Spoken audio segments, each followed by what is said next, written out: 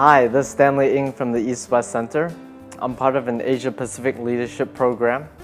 My research topic is energy access and rural electrification in Asia-Pacific. I want to start with a story. I was driving one day with a team from Bangladesh, in Bangladesh, from Dhaka to Comilla. We were racing towards this one village. We had to get there before sundown, otherwise no work can be done. And once we reached there, the technicians ran into the villager's home. We installed the solar panels, the solar home system, we hooked up the battery. And I'll never forget when we first turned on the lights to this villager's house. The look on the family's faces was simply priceless. Just some fast facts. Currently, 1.2 billion people still do not have access to electricity. That's 15% of the global population.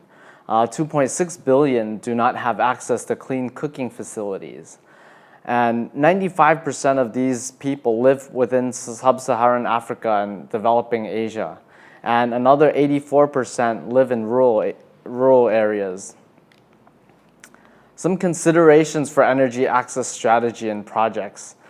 Geography is obviously very important, whether it's an island topography or on the right you see big swaths of homes with large rural fields.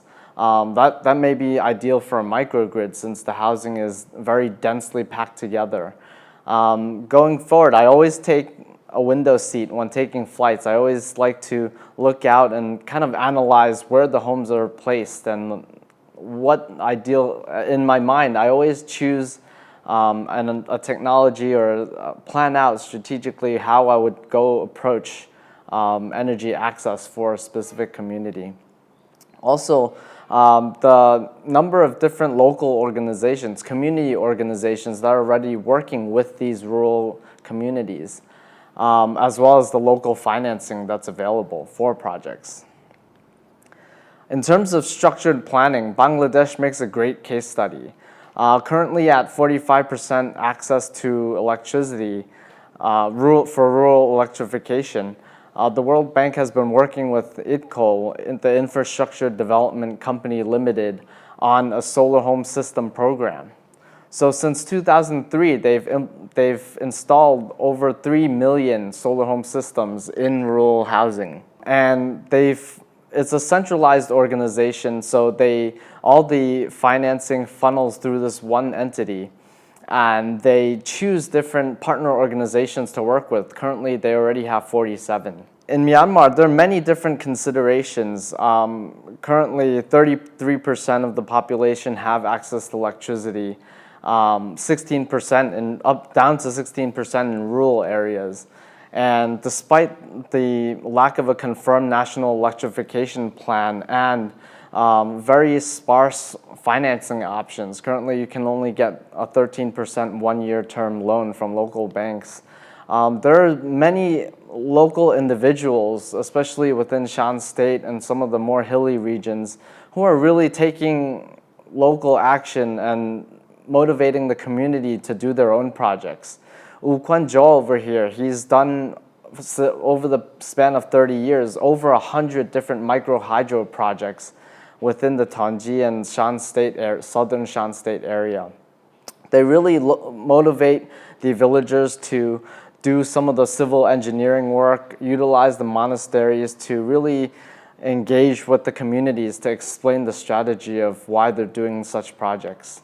With government support, Indonesia has very strong policy in place. They accept PPAs or power purchase agreements, and they provide a budget of the Indonesian government spends 200 million annually on energy access projects.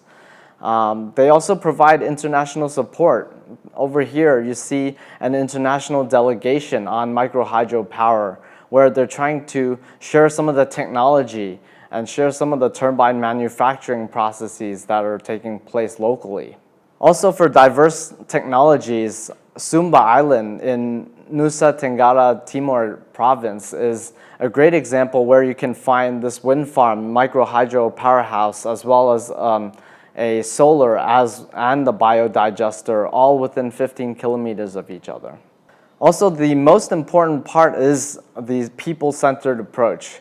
When we've traveled to Indonesia as well as Myanmar, we see villagers carrying firewood down the mountain to trade for some rice to feed their families, as well as little children just carrying buckets of water up the mountain so that their households have water to use and drink.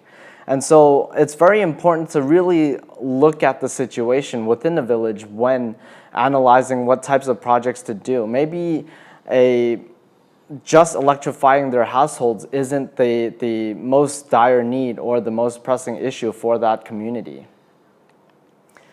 So in terms of maximizing impact for energy access, there are a few key takeaways. Number one is sustained international cooperation. It's very important to have sustained cooperation rather than just having a few conferences and workshops every year.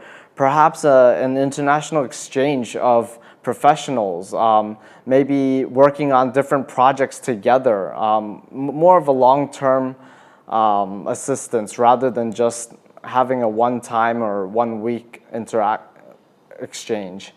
Number two, structured planning and communications. Within the ministries, the local organizations, the NGOs that are in place, how are they communicating with each other? Who is responsible for the overall strategy of the national electrification plan? And how are local organizations being engaged? For diverse solutions, it's very important to not just choose one solution because an organization may be more comfortable or have experience in that area.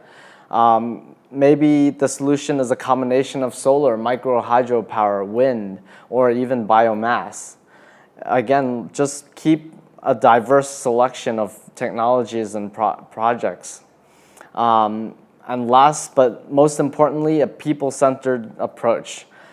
Very important to really keep in mind the communities that you're working with and how to best engage them into selecting what types of projects to do. I always like to reflect on the different children that I meet when I travel to these field visits. Currently, they don't have access to energy. When they grow up, what is the situation going to be like? Energy access is the foundation for a lot of other development steps and opportunities that arise for their future. Again, I'm Stanley Ng with the EastWestCenter. Thank you for joining us.